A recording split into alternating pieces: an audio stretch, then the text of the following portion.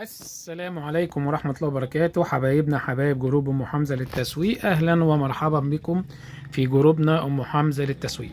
زي ما انتم عارفين يا جماعة، احنا الحمد لله يهمنا دايما مصلحة العملاء بتوعنا. ودايما انتوا عارفين مع زيادة الدولار الأسعار زادت وكل حاجة بقت صعبة، فبقينا فعلا ندور على البدايل والحاجات اللي تكون أقل سعر، طبعا عشان موضوع زيادة الدولار وما حدش من الناس يحس بالعيب. وفي نفس الوقت ايه اللي يمنع انها تكون اقل من السعر وبرضه مواصفات كويسة، او كمان زي ما هنعرض لكم في الفيديو ده مواصفات انا شايف انها افضل بكتير. خلينا بقى نستعرض معاكم في الفيديو. زي ما انتم عارفين ان الاديسون، شوفوا الاتنين طفوا في وقت واحد ما شاء الله.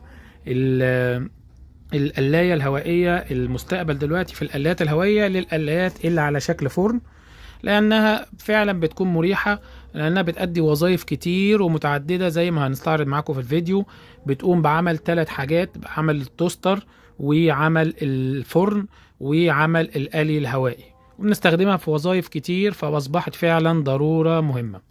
طبعا اللي كان متربع على عرش القمة ولا زال القلاية الهوائية اديسون. نازل عليها عرض اليومين دول يا جماعة، اللي حابب يتواصل معانا. بس احنا حبينا بقى ننوع. ليه؟ ايه المانع ان احنا نجيب لكم حاجة تكون ارخص في السعر وتكون مواصفات انا من وجهة نظري افضل، وهنشوف مع بعض في الفيديو وانتوا تقدروا تحكموا. واللي حابب يقول لي لا انت غلط صح يبعت لي في الكومنتات. مبدئيا احنا النهارده معانا في عرض كمان على القلاية ماركة هوم إليك. القلاية دي من شركة برضو معروفة هناك اسمها قصر الأواني، زيها زي السيف جاليري بالظبط، إما كانوش هما الاتنين أصلا شراكة واحدة يعني. فبينزلوا قلاية اسمها هوم إليك. النوع ده أفضل نوع في المواصفات احنا جبناه وأرخص سعر، ودي الميزة اللي فيه إن هو أفضل من الأديسون. خلينا بقى نستعرض معاكم كده كمواصفات. أول حاجة القلاية الأديسون زي ما انتم عارفين بتيجي سخان 1700 واط، والساعة بتاعتها 14.5 لتر، وبتيجي بثلاث الوان. اللون اللي انتم شايفينه ده اللي هو الرخامي، وفي الاسود الساده، وفي الابيض الرخامي، وفي اللهم صل على النبي الرمادي الساده. قلايه هوم اليك. القلايه الهوم اليك دي يا جماعه بتيجي بسعه 18 لتر، ودي صراحه انا شايف انها ميزه افضل من الاديسون، انها اكبر بسعه حوالي 4 لتر، و4 لتر ده مش قليل، 4 لتر ده تقريبا قلايه درج. فدي بصراحة أول ميزة أنا بعتبرها لصالح الهوم أليك، إنها كبيرة 18 لتر، يعني تزيد عن الأديسون 4 لتر زيادة، يعني كأنها فعلا قلاية. وهم الميزة إن هم موسعين الدرج من جوه، سوري الأوضة من جوه. شوفوا ده حجم الأوضة دي مثلا، وادي حجم أوضة الأديسون. تالي باين الفرق، 4 لتر من ناحية العمق والارتفاع. فطبعا دي بتكون لصالح الهوم أليك، ودي أول ميزة أنا بعتبرها مميزة لصالح الهوم أليك. تاني ميزة زي ما قلنا لكم دي ألوانها أسود سادة، أسود رخامي، أبيض رخامي. الهوم أليك بقى نازلة ستانلس، ودي برضو بصراحة رأيي أنا، برضو جايز تكون الناس بيعجبها الألوان دي. لا أنا شايف الستانلس بيبقى حلو وسهل التنظيف، فهي بالكامل زي ما انتم شايفين كده الهوم أليك جاية ستانلس. طيب نتكلم بقى عن البرامج. مبدئيا دي 16 برنامج، برامج متعددة زي ما قلنا لكم. وطبعا بتيجي معاها كده شاشة ديجيتال بسيطة صغنونة تقول لك البرنامج ودرجة الحرارة. برضو دي انا شايف ان لا دي اكتر من 16 برنامج، مش عارف كاتبين عليها قد ايه، خلينا نتأكد. 11 اكسسوار، مش كاتبين عدد البرامج، بس على فكرة دي برامجها اكتر وهنقول لكم ايه السبب. هو طبعا كان مالتي فانكشن اير فراير 16 برنامج برضو، يعني مسبقين، يعني انت في 16 برنامج جاهزين، وانتوا طبعا بتقدروا تعملوا عدد لا نهائي من البرامج. طيب 16 برنامج، بس خلينا نشوف كده الوظائف. يعني مثلا دي بتعمل برنامج للدجاج، برنامج إذابة التلج، برنامج الشوي، برنامج التجفيف. كل البرامج دي طبعا موجودة في الأديسون. برنامج البطاطس المقلية، برنامج السمك، برنامج الخضروات، برنامج بقى شوي بالسيخ، دي ميزة برضو مش موجودة في الأديسون هنقول لكم. برنامج الفشار، برنامج تخمير العجين، حلو البرنامج ده. هي بتشتغل ازاي؟ هي سهلة جدا، شاشة برضو تاتش زي الأديسون اهو. وبنختار من القائمة البرنامج اللي احنا عايزينه.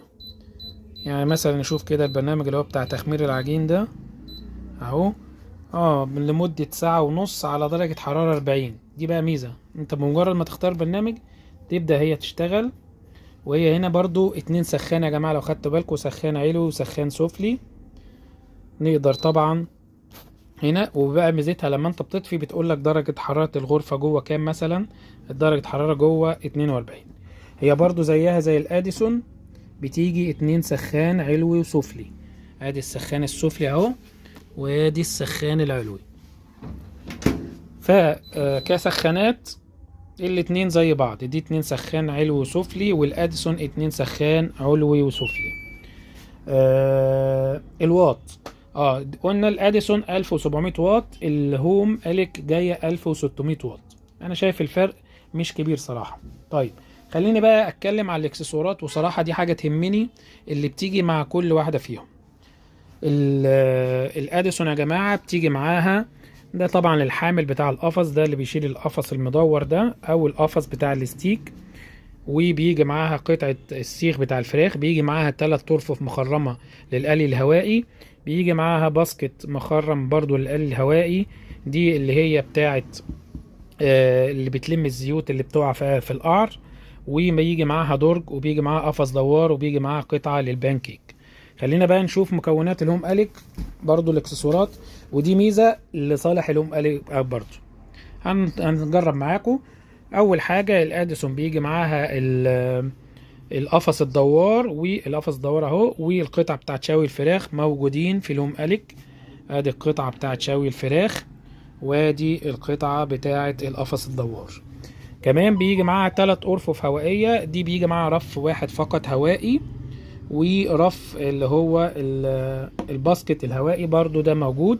فطبعا الاديسون فيها 3 رفوف، دي فيها رف واحد فقط، فدي لصالح الاديسون. بيجي معاها الدرج اللي هو بتاع القلاية الهوائية العادية، برضو الدرج موجود مع القلاية بتاعت اديسون. بيجي معاها رف الكيك، موجود معاها البيك تري اهو، ادي الرف بتاع الكيك.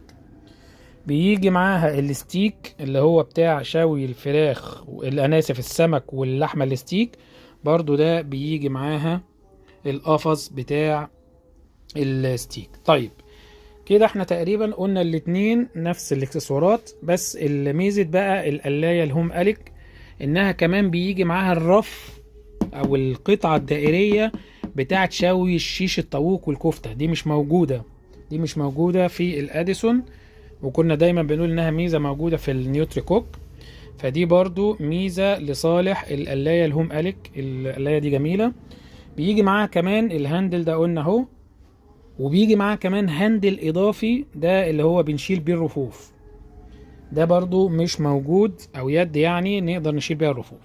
كمان ميزة عجبتني صراحة، اول مرة اشوفها في القلايات الهوائية، ودي فعلا مش موجودة غير في الهوم اليك دي، وعجبتني جدا صراحة. القطعة اللي اسمها جريل تري. جريل تري دي يا جماعة كأنك جايب كمان شواية كهرباء، بيجي معاها كده قطع تقيلة. انا حتى لما شفتها استغربت، قلت ايه القطعة دي. اهي يا جماعة القطعة دي اللي بتيجي مع الهوم اليك، عبارة عن رف كده ما شاء الله تقيلة كده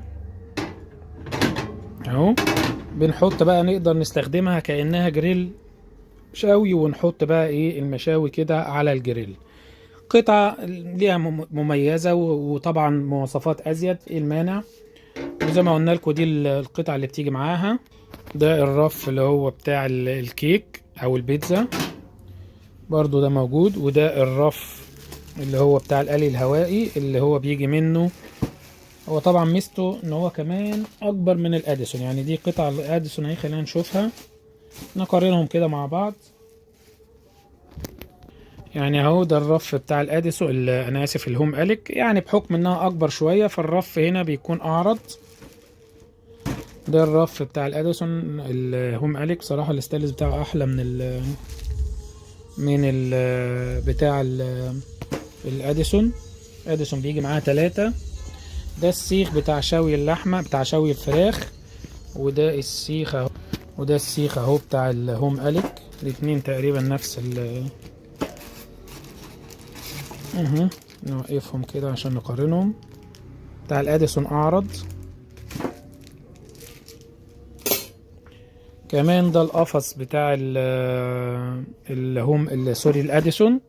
ده القفص بتاع الستيك اهو بتاع الهوم اليك.